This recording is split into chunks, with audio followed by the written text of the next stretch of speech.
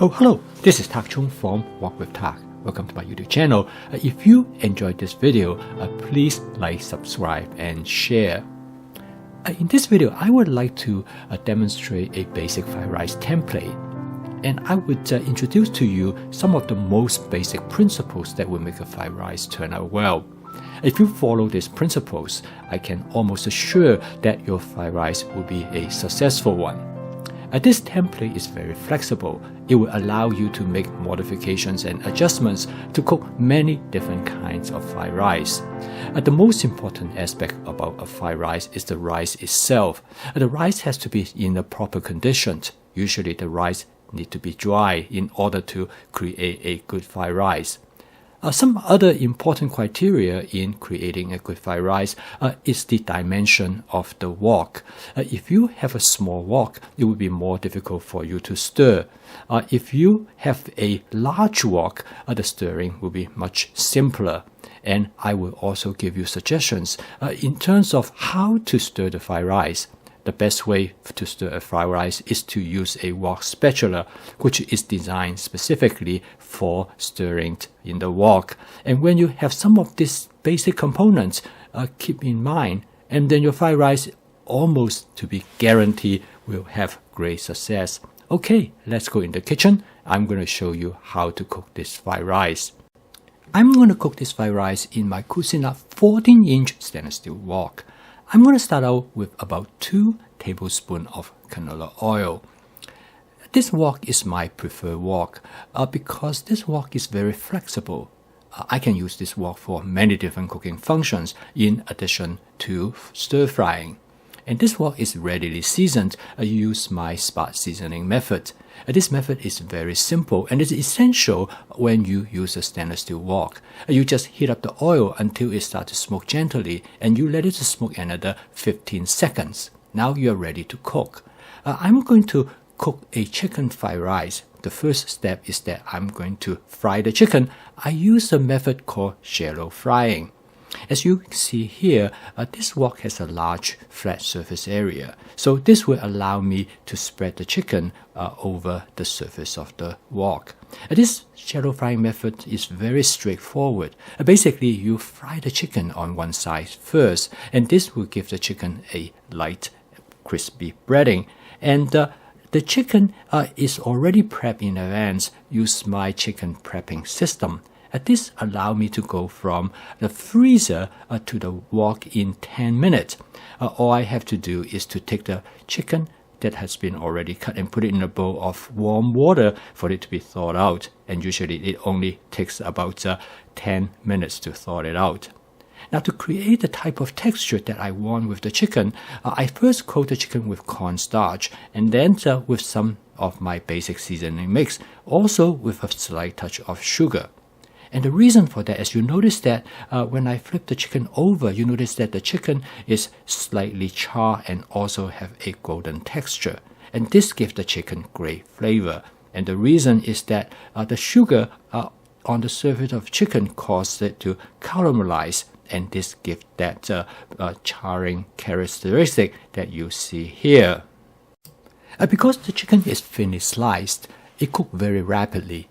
As soon as it is done, I'm going to set them aside and then I will incorporate them to the fried rice when I'm done with the fried rice. This will maintain the nice texture of the chicken.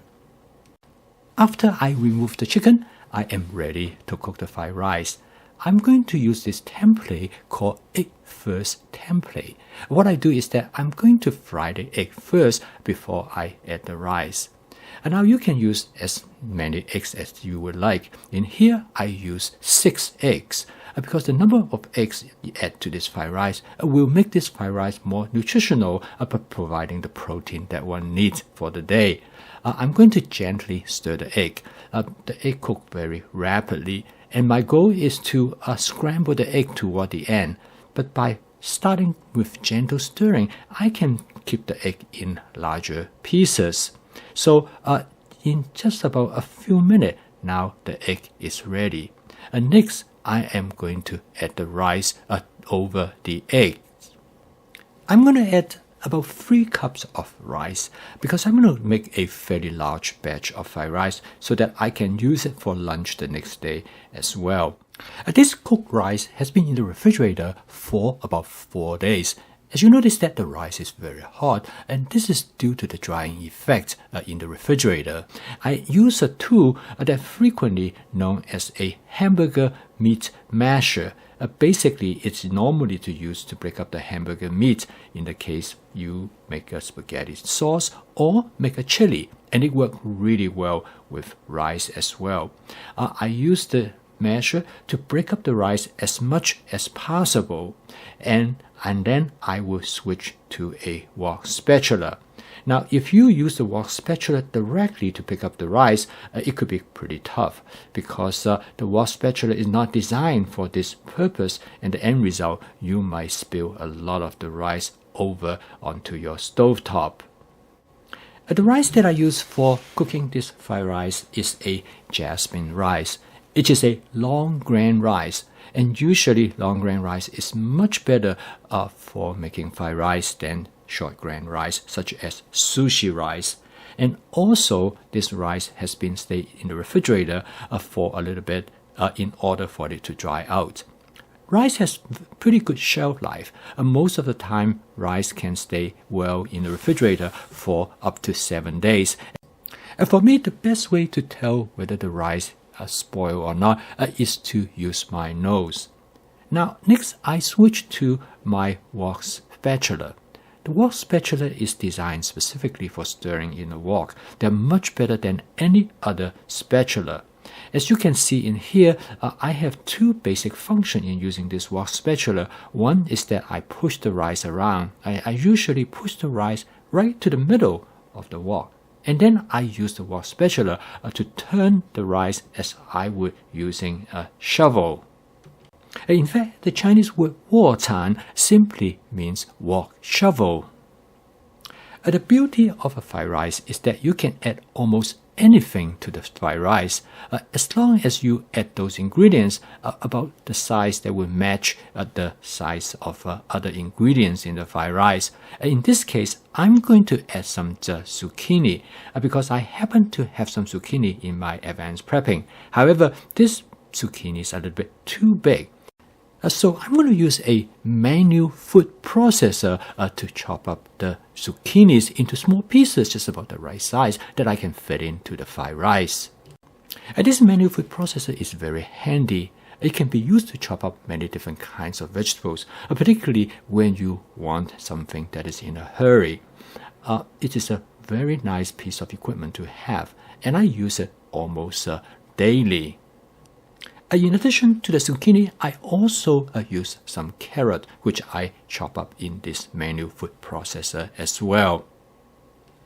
You can add almost any vegetable that you would like. Most of the time, the vegetables are cut up into small pieces, so they cook very rapidly. Some of the common vegetables that people add are things like cauliflower, broccoli, purple cabbage, and sweet peas.